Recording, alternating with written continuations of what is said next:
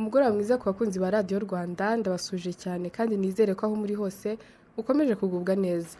Iki ni ikiganiro Purpose Rwanda, nanone kandi mugezweho nanjye Shina Teta, bibutsa ko Purpose Rwanda ari umuryango udashamikiye kuri leta, bimwe twita non-profit organizations, ufite intego yo kurwanya ndetse no kurandura ikoreshwa ry'ibiyobyabwenge hano mu gihugu cyacu cy'u Rwanda.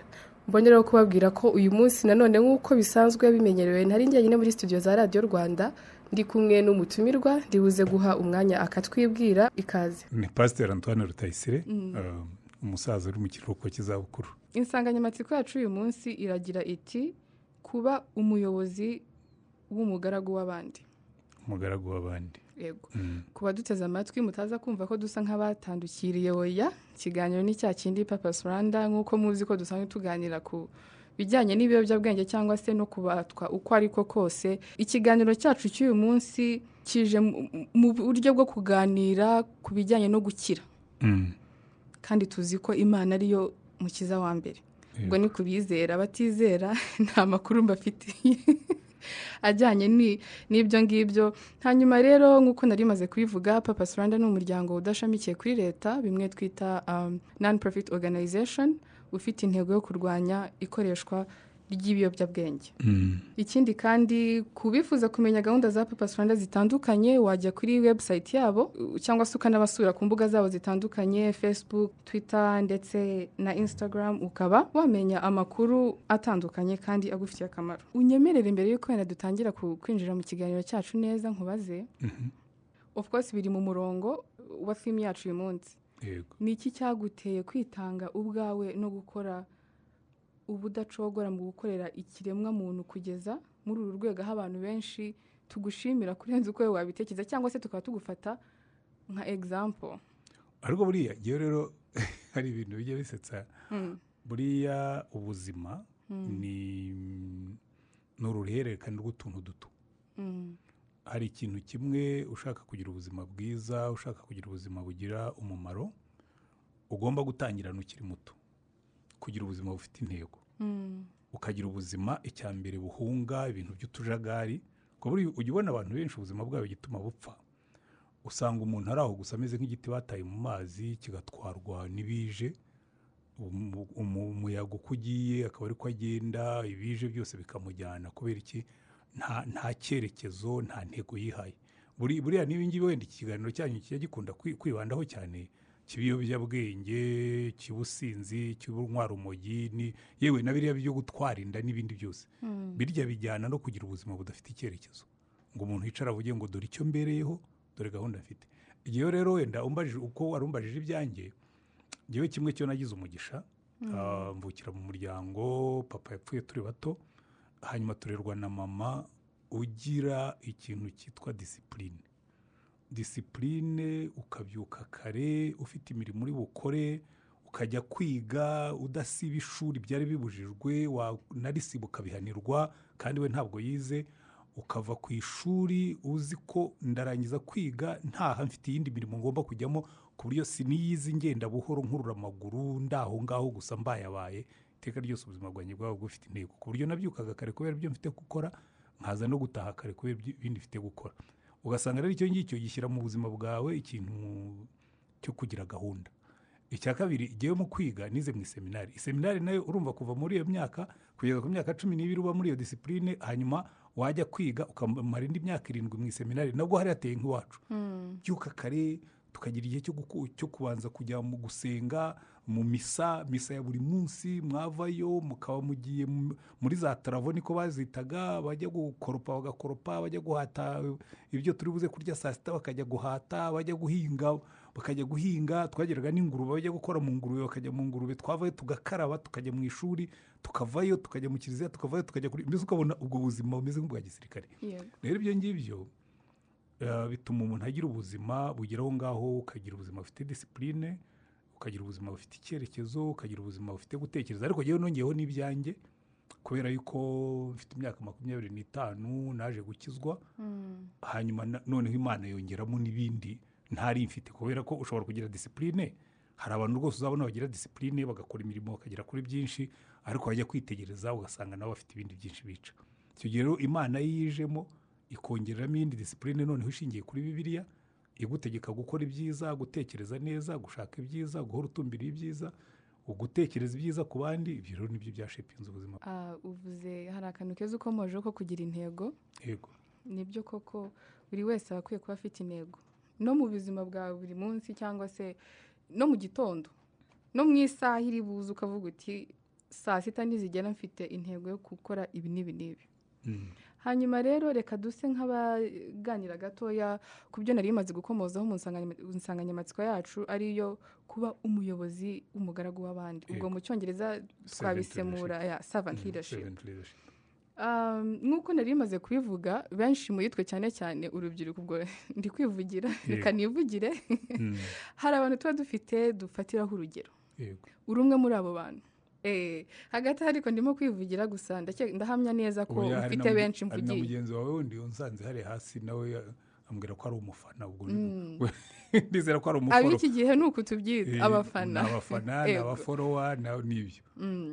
Hanyuma ese sinzi niba nabyita inama cyangwa se kudusangiza kwawe ku buryo bamwe mu rubyiruko bari mu buyobozi muri sections zitandukanye, ni gute bashobora guhuza uburyo bwabo bwo kuyobora n'amahame yo kuba umuyobozi w'umugaragu, ndetse n'ingaruka zabyo mu kurema igisekuru cy'u Rwanda rw'intego. Reka nkubwire, na servant leadership wavugaga ubuyobozi bukorera abandi, nta nubwo mwigita ubugaragu, ubuyobozi bukorera abandi.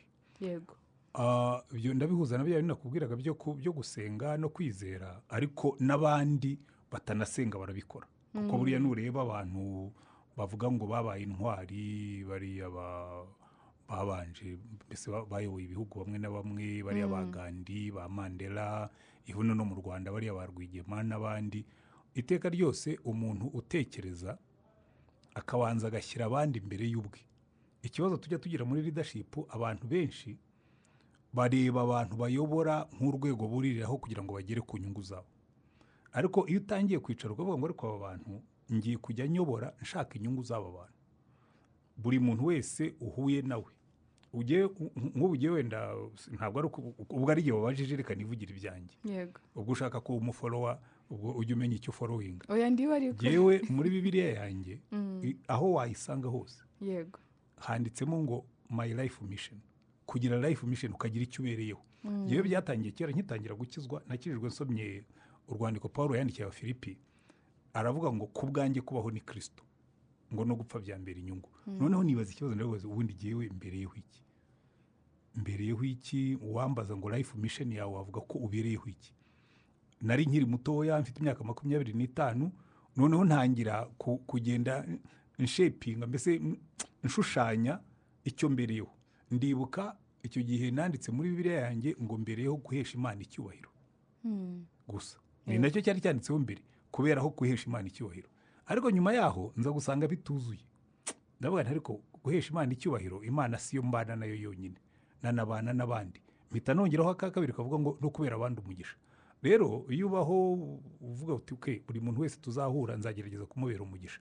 Ikibazo kibamo nuko nk'ubu ntubona ko mbivuze kuri radio, abantu bose bumva ko nababera umugisha, ariko ntibikunda, kubera ko hari umuntu wa wenda niba afite ubukene bw'amafaranga ahita nyandikira ati numvise kukunda kubera abandi umugisha kandi mfite ikibazo cy'inzu. Nkavuga rero gende mu kiruhuko cy'izabukuru, nta duka ngira, nta na taxi gira ku muhanda, yimbeshwaho na pansiyo. Rero icyo gihe abantu bibwira ko kubera abandi umugisha uri umukire ufite ibintu byose. Hariho n'abambwira ngo iyo tukumvise uvuga twumva uri umuntu mwiza. Nkavuga ko kuba umuntu mwiza ntabwo bimpa ibyo ukeneye byose. Ariko uko abantu benshi turebera umugisha mu bifatika. Exactly. Rero ahubwo iyo wihaye intego yo kuvuga ngo nzabera abandi umugisha, buri muntu wese mwicaranye ukurikije ubukene bwe. Kuko buri muntu wese ukuzaho hari ubukene aba afite. Hari umuntu ufite ubukene bw'imibereho, hari umuntu ufite ubukene bw'imibanire. Wenda nkunze nko kubona nk'amakouple menshi y'abagabo n'abagore, kubera kumva wenda nigisha kuri za YouTube n'ahandi, akumva yaza tukaganira, akambwira ibibazo bye, nkamugira inama. Mbese buriya buri muntu wese umugirira umumaro ukurikije aho ubukene bwe bugeze. Icyo ngicyo rero kirakubwira ngo ushaka kuba umuntu abandi bakurikira, ntabwo abantu bazagukurikira ntacyo wenda kubaha. Ntabwo abantu bazagukurikira usiga inyuma yawe impumuro mbi, kuko hari umuntu uza mwamarana umwanya mutoya ukumva ibitekerezo bye biragusubiza hasi, biragukonjesha, birakujyana mu bintu bibi, ukumva uwo nguwo ntabwo wamujya inyuma. Niyo wamujya inyuma ntumara igihe umugenda inyuma. Iyo rero umuntu ushaka kuba umuntu w'influencinga abandi, jya utekereza neza, uvuga ibibubaka, ubashakira ibibungura, ibibateza imbere, gutyo. Rero noneho iyo ugize umugisha wo kuba umuyobozi, ibyo biba bibaye byiza. Kuko n'ubundi baravuga ngo leadership, ubuyobozi. Ngo ubuyobozi, wenda reka mfate definisiyo imwe nkunda cyane mu zindi zirenze 100. Baravuga ngo kuba umuyobozi ngo ni ukuba umusemburo. Mu cyongereza baravuga ngo leadership is exerting influence inside a given group towards goals of common beneficial interest. Ni ukuvuga ngo ni ukuba umusemburo mu itsinda runaka ubaganisha ku ntego zibafitiye umumaro bose. So niba ugiye kuyobora abantu, niba guha kuyobora koperative, ujye uvuga ngo ariko abantu bari muri koperative nabayobora nde ku buryo bose iyi koperative ibungura. Niba ari ishuri nakwigisha nde ku buryo abanyeshuri nigisha bose babona amanota, bakajya bumva bishimiye kuba abanyeshuri, bakagira icyerekezo, bakumva yuko hari ikintu urimo kuzana mu buzima. Niba uyobora kampani ukumva yuko kampani, niba ari kampani abantu bashyizemo amafaranga yabo ari ba shareholders, ukaba ufitemo n'abakozi, ufite na community iri hanze, ubundi urebye abo nibo 3 kampani zikorera. Reba uvuge ngo iyi kampani irakorera abanyarwanda, ibyo wampaye kubakorera, niba ari umuhanda ngiye kubakorera ndawukora neza ku buryo uyu muhanda uzi ukomeye ntuzasaze vuba. Niba iyo ni community. Ariko hari n'uwenda ishobora kuba ari na kampani itari iya leta y'abantu bashyizemo amafaranga yabo, ngomba gucunga iyi kampani ku buryo yunguka, wa undi washyizemo amafaranga ye bikamwungura. Ariko akenshi usanga umuntu ajyamo ntiyite kuri abo 3, ntiyita ku bakozi be, ntiyita ku bashyizemo amafaranga, ntiyita no kuri community. Iyo ntabwo ari servant leadership, ntabwo ari ubuyobozi bukorera abantu. Ni ubuyobozi bwikorera bugakoresha abantu nk'urwego wuriraho ugere ku ntego zawe. Mu bwenge bwanjye ntekereza ko servant leadership igomba kujyana na rya tegeko ry'Imana ngo love your neighbor as you love yourself. Kuko nk'uko wari ubivuze, uhere ku rya mbere ariko kuko uhereye ku rya kabiri. Ukunda Imana n'umutima wawe wose n'ubwenge bwawe bwose n'imbaraga zawe zose, ukunde na mugenzi wawe nkawe ubwawe. Kuko buriya iyo ubishyize hamwe, ririya rya mbere ryo gukunda Imana n'umutima wose n'ubwenge bwose n'imbaraga, biguha indangagaciro, bikaguha na control y'Imana. Noneho ugakorera abandi kubera ko uzi ko n'Imana ikureba. Ushobora kubeshya abantu ariko ntushobora kubeshya Imana iyo uvuga kuyizera. Nkanjye giyo nicyo kinkorera, kuko rwose nshobora kuguha garanti nkakubwira nti numpa amafaranga yawe, icyo nakugarantisa sinzayarya. Nshobora kuguha garanti nkakubwira nti numpa umwana w'umukobwa nkateta unyicaye imbere, nzaguha garanti numpa ngo mukujyanire niyo twazamara n'icyumweru cyose, ahubwo azaza yarungutse kurushaho. Nta bintu by'ubucafu nzamujyanamo, kubera iki mfite Imana indeba imbuza gukora ibyo rero buriya birajyana. Imana urabanza ukayumvira ikagukontorora, hanyuma ugakorera abantu. Nubwo turi kuganira ku bijyanye na servant leadership, ariko turabifatanya no kugira ubuzima bufite intego. Shyiramo byose. Yego. Kwafatiraho. Turebera hamwe ku bijyanye no kugira ubuzima bufite intego, turibanda ku rubyiruko, youth. Cyane. Kuko niko babivuga, ariko nanjye reka mbivuge. Nsigaye mbyemera. Mbese jya mu mwanya wawe wibarize. Nitwebwe ejo hazaza h'igihugu cyacu. Mbega nitwe Rwanda rw'ejo nk'uko bakunze kutwita. Ariko ahanini usanga tugiye nko muri statistics za alcohol consumption. Sindi buvuga imibare ntaza kugira iyo nibeshyamo, ariko igihari kigaragara nuko benshi muri twebwe mu rubyiruko turi mu biyobyabwenge, turi mu mico mibi. Yego. Kandi ibyo ndakeka ari bimwe mu bidusubiza inyuma mu mitekerereze yacu. Ese wowe ni iki urubyiruko rukwiye gukora kugira ngo tugire iyo purposeful living, ndetse ni ibiki tugomba kwirinda tukanabyirinda gute? Buriya iteka ryose ushaka kwirinda ibintu nk'ibyo ngibyo byose unavuze, unakuyemo n'ibyo by'ibiyobyabwenge n'inzoga no guta igihe. Kuko burya mwebwe kenshi mwibanda kuri ibyo bintu byo kuvuga ngo ibiyobyabwenge, inzoga, ariko ntabwo mwita kuri telefone ngo ubone ukuntu muta igihe mu bintu by'imburamumaro. Musigaye muba muri trivia, ibintu by'imburamumaro bitafite inyongeragaciro mu buzima. Urareba pornography, uri kuri Instagram urareba aba celebrities, kandi nta kizamini cy'aba celebrities uzigera ukora. No kureba aba celebrities ntuzavuga ko uzaba celebrity. Uriya mu celebrity ureba yageze yajya, ariko yahageze ntabwo yahageze areba telefone, nta nubwo yahageze anasoma n'ubuzima bw'aba celebrities. yahageze akora cyane, niba ari umusereburiti ufite amafaranga yahageze akora cyane ku manywa nijoro, niba ari umusereburiti w'umucuranzi yahageze akompoza indirimbo, niba ari umukinnyi w'umupira yahageze akora imyitozo yo gukina umupira. Niba ari babandi cyakora bafite ubwiza bo barya batoraguye umugisha mu nzira kuko ntiyiremye, aho ngaho byo sinabitindaho, ariko mbona ariho mutinda. So ibyo byose bigutesha umwanya, bikwereka umuntu udafite icyerekezo, bikwereka umuntu udafite gahunda, bikwereka umuntu udafite icyo ashaka kugeraho, kuko ubundi iyo ufite icyo ushaka kugeraho ibintu byose bizakubuza kukigeraho ubihungira kure.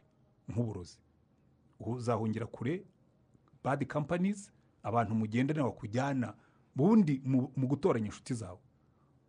Inshuti zatagira icyo zongeraho ku ntego zawe wagombye kuzivamo, kuko aho niho havamo n'izo ngeso mbi n'uburyo. Kandi iyo mvuze inshuti zawe harimo abantu, harimo telefone ibyo urebamo, harimo ibitabo usoma.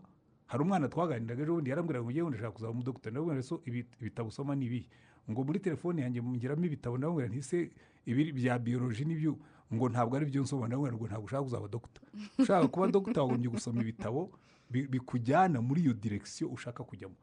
Rero akenshi mbona mwebwe urubyiruko kimwe cyo wenda kubera ko ntawe yarabibabwiye ngo bibatoze, icya kabiri kubera ko muba mufite imbaraga nyinshi, mushaka no kwiyongerera vibe nk'uko musigaye muvuga, kumva iyo wanyoye inzoga, mbese harimo ikintu cy'agasamusamu cy'umunezero. Usanga rero urubyiruko kenshi muta igihe mu bintu bidafite inyongeragaciro ku ntego mushaka kugeramo.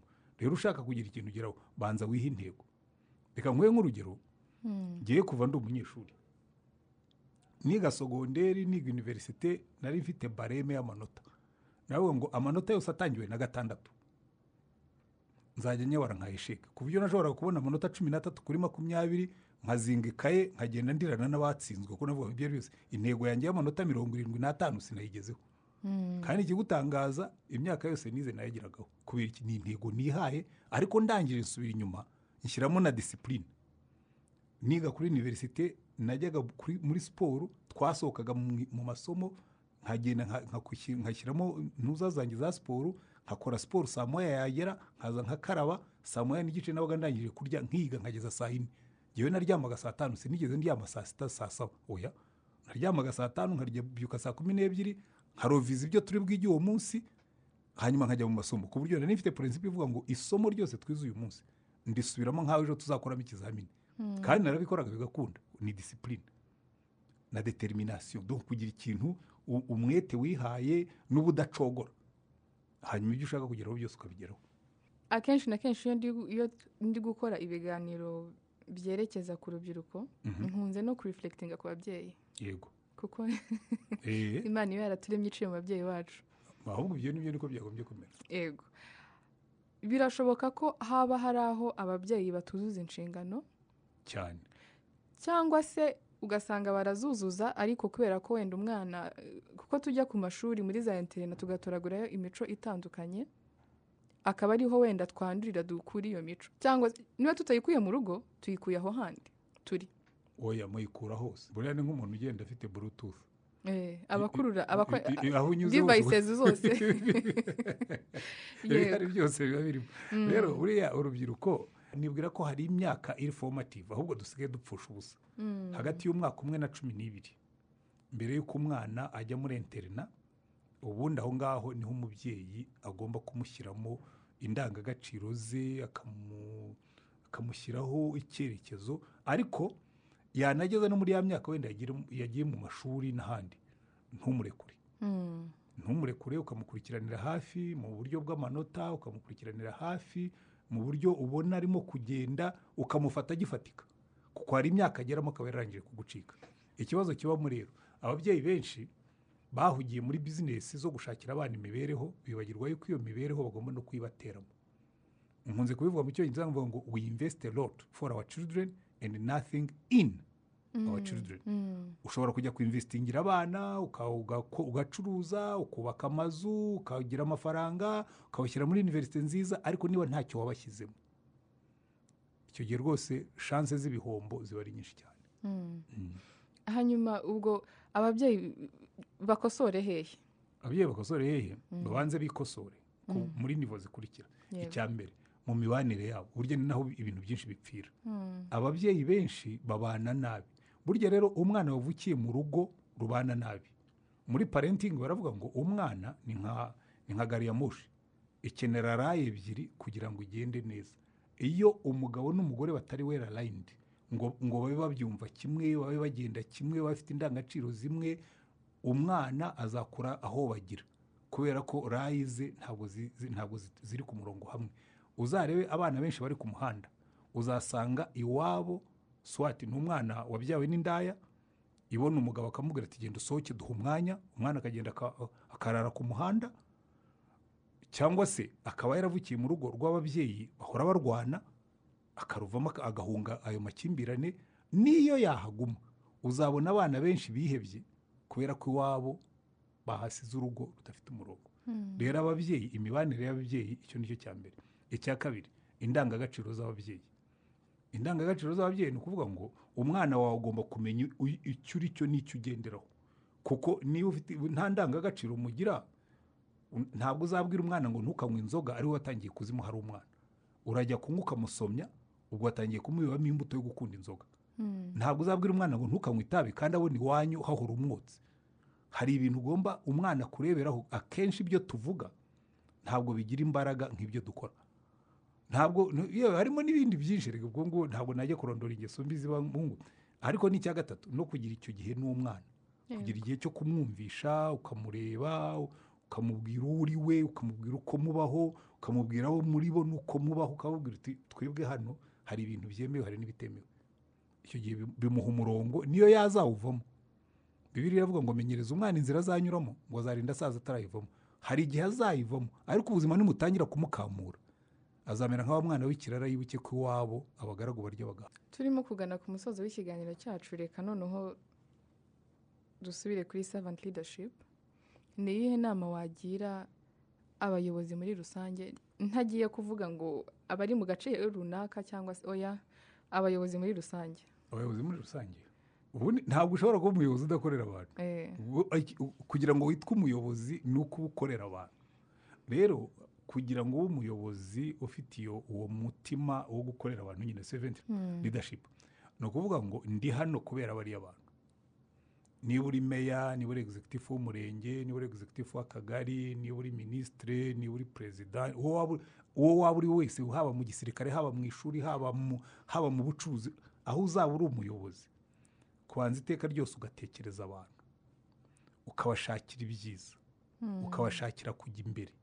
Ntugire umuntu ugira igikoresho cyawe, kuko aho ngaho iyo umuntu wamugize igikoresho cyawe niho uzabona abantu barya ruswa, kuko waje hano uje gusaba serivisi ariko akubonamo umuntu agomba kunyunyuzamo ubutunzi. Uzaza kundeba ndi umugabo nkubonemo umukobwa ngomba kuvanamo happiness, nkuko njya numva urubyiruko niryo zina rishyashya. Ugasanga rero ibyo bintu ibyo byica servant leadership. Ariko harimo n'ikintu ugomba gukuramo. Hariho n'abadakora ibyo ngibyo rega, ariko akaba ari aho gusa, nta n'icyerekezo afite, akaba yibereye aho ari muri pozisiyo, ariko nta kintu kigerwaho. Iteka ryose ugomba guharana intego ziri hejuru kandi ziganisha mu mibereho myiza, mu nyungu z'aba bandi ukorera. Iteka ryose ukabihorana mu mutwe, ukaryama ubirota, ukabyuka ubitekereza. Murakoze cyane kuba duteze amatwi. Tumaze kuganira byinshi birimo kugira ubuzima bufite intego, ndetse no kuba waba umuyobozi mwiza ufite qualities z'umuntu uri after servant leadership. Hanyuma rero munyemerere nshimire umutumirwa wacu uyu munsi umaze kutugezaho amakuru ari mu bwenge nk'uko benshi tumukunda, ndetse tunamufatiraho urugero. Wakoze cyane. Murakoze namwe. Ikiganiro ni Purpose Rwanda. Ngushimire wowe wabanye natwe kuva dutangiye, gica kuri Radio Rwanda buri wa gatandatu saa 12:30. Mwari kumwe nanjye Shina Teta. Musigara amahoro naho utaha.